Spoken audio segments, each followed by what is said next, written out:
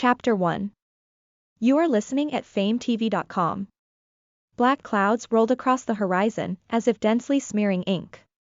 Thunder and lightning traveled back and forth between the lead-like clouds, like silver snakes. The silence of the frozen atmosphere, without a hint of wind, resembled a stream frozen motionless.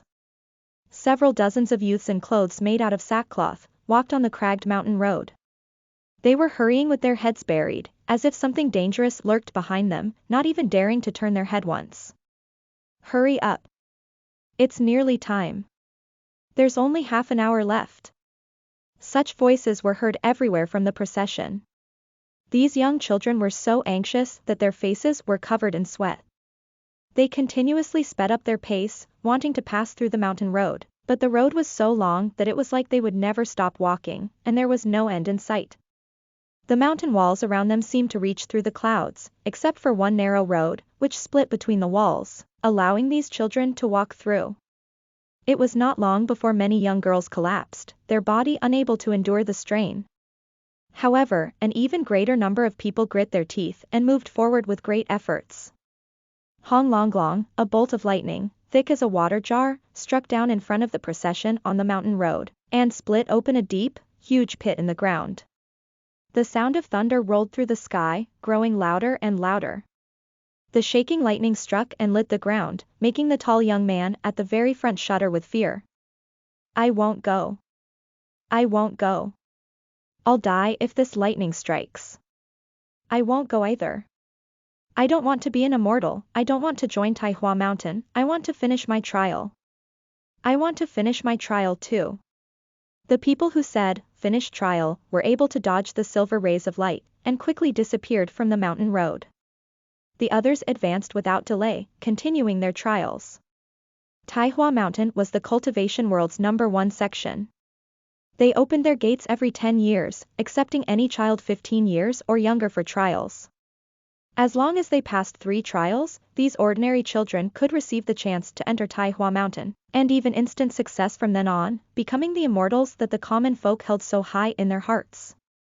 Of Taihua Mountain's 3 trials, the first 2 held no danger. However, the last one, Leitang Road, had children losing their lives every time it happened. The thunder and lightning were real thunder and lightning. These children had ordinary bodies, and they would undoubtedly die if lightning struck them. Not only that, but there was a time limit for walking through Leitang Road. If they went over the time limit, they still wouldn't pass the trial. There was still a quarter of an hour remaining, and there were still 31 children remaining on Leitang Road. And they were still a great distance away from the final destination, but the thunder continued to grow even more ferocious. Every time it struck, the heavens and earth alike trembled and shook, as if it were splitting through the mountain. A young girl in the group said timidly, face white with fear, Big Brother Chen, can we give up? This lightning could kill someone. A boy about 14 years old was walking in front of her. He heard her and turned around to face the girl. This young man was not too handsome, but he was well worth a second look. A shrewd light flickered in his eyes, looking oddly at the little girl in front of him. Finally, he laughed. Little sister, you're not any better than them. Relax, we can both become immortals. Take my hand and walk. The little girl still wanted to say something, but looking at how resolved the young man was, she swallowed her words. When they continued forward, a rumbling, thick bolt of lightning struck towards the young man at once. The girl trembled with fright, but surprisingly, she managed to summon her courage and suddenly put forward both hands to block the young man, shouting, Big Brother Chen, be careful. The lightning was no more than 10 meters away from the girl, but she didn't notice. Behind her, the young man she was protecting smiled a little, showing no surprise. His eyes were filled with pride and anticipation, as if he was suppressing something restless. However, just as the lightning was about to strike the girl, the green glint of a sword cleaved the air. The sword's brilliance, swift and fierce, struck the violent lightning, silver sparks surging. That glint was ice-cold and ruthless as it skewered the lightning. The green sword's tip majestically rang, and the children on the mountain road shook so hard they fell to the ground all at once, the lightning instantly fading away to nothing. The 31 people's eyes were wide open, staring in shock at the person who suddenly appeared in midair. Between the almost endless, split precipice, they could only see an immortal standing straight in the middle of the countless lightning and thunder rumbles, with white clothes and wide sleeves. His eyes gazed at the paralyzed trial takers sitting on the ground with indifference. He had phoenix eyes and long eyebrows, straight nose and thin lips, and the outer corners of his narrow eyes were slightly raised. Then a halo, black as ink, slowly spread out, making the children hold their breath, not daring to breathe. Black hair, unable to act on its own, danced and swayed in the air, silver snakes of lightning and thunder behind him. This person bore the countless bolts of lightning without a care, and only looked serenely at the group of children, his eyes drooping. This was truly a noble man who did not feel any worldly ties, the peak of elegance and tranquility. Another bolt of lightning struck viciously. He took his sword behind him and shattered the approaching tumultuous lightning into pieces. His long silver sword danced in the air, creating a beautiful display of sparks. It gradually shrunk into a ribbon of silver light, rushing between his eyebrows with a whoosh, and left behind a silver design. On the entire Leitang road, not one person dared say a word. The time limit of the trial had passed long ago, but this issue hadn't come to anyone's minds. It had not been long when 3 white-robed cultivators hurriedly flew over. Upon seeing that person, they immediately saluted, and yelled, "Senior Brother Luo." Luo Xianxia lightly nodded, hinting something towards the 3 people. Then he turned and continued to look at the children on Leitang Road, giving the crowd a glance, and quickly discovered the pair of trial takers that seemed to be brother and sister. Upon seeing this, the cultivator next to him immediately said in a low voice, "That young man is known as Xianxia, 14 years old this year and has an ordinary constitution. That girl is named Xiaoxiao, 9 years old this year, and her constitution is considered to be 3rd degree." His voice dropped, then continued, "Senior Brother Luo, we do not know what happened today on Leitang Road that it became so serious.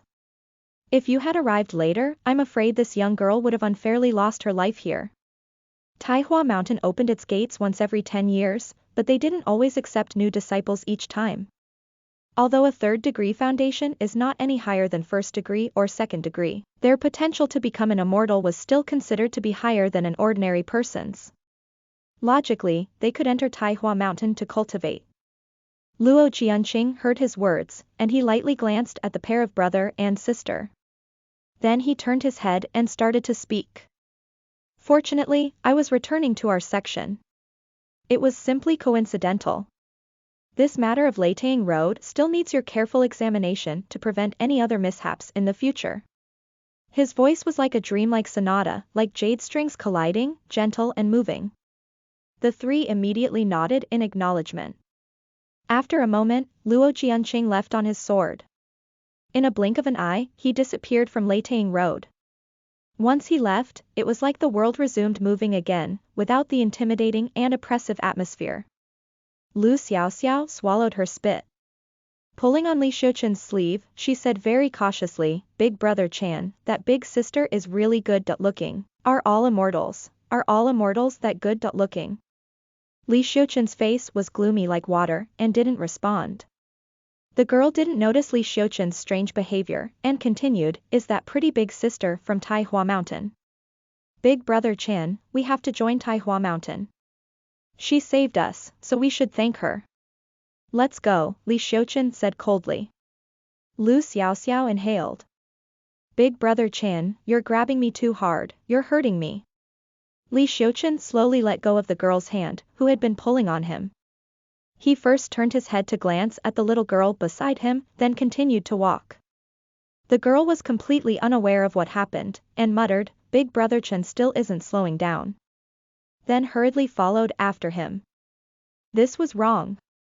Completely and utterly wrong. The little girl never knew that her life should have ended there in order to block her favorite big brother Chen from that bolt of lightning. What happened at Leitang Road was an anomaly. It had suddenly become much more dangerous, and the Xianxia with ordinary constitution was nearly struck by lightning, but was saved by his dear childhood friend, his little sister Lu Xiaoxiao. Lu Xiaoxiao should have wilted like a flower, then Xianxia would cry and lament painfully. This act would be seen by the eyes of Taihua Mountain's immortals, and then they would resolve to make an exception to let this ordinary boy through their gates. That was exactly what happened in the plot of I Seeking Immortality. 3 years ago, Li Xiuqun had not been called Li Xiuqun. An accident caused him to cross into I Seeking Immortality. When he found out that he had been turned into Li Xiuqun, he was so excited that he couldn't control himself. Li Xiuqun, Seeking Immortality's protagonist. He possessed a super golden finger rivaled by none. It was practically like he was the heaven's favorite child. 3 years later, he earnestly led a life based upon his memories of the plot. Afterwards, he brought the little sister Lu Xiaoxiao from next door to join him in Taihua Mountain's trials. He had been prepared to sacrifice this little girl to let himself inside the gates. But now, why was everything not right? Where exactly did he go wrong? Why did Luo Jianqing appear now? At that very moment, that mistakenly named white-robed immortal big sister had already flown away from Leitang Road long ago and stepped inside Taihua Mountain's gates. Senior and junior brothers all around enthusiastically greeted him, every one of which he gently replied to. His handsome face carried a genial smile, beautiful as a woman, face like a spring blossom, brilliant and gentle. However, after Luo Jianqing stepped inside his room, his sleeves flew as he violently slammed the door shut.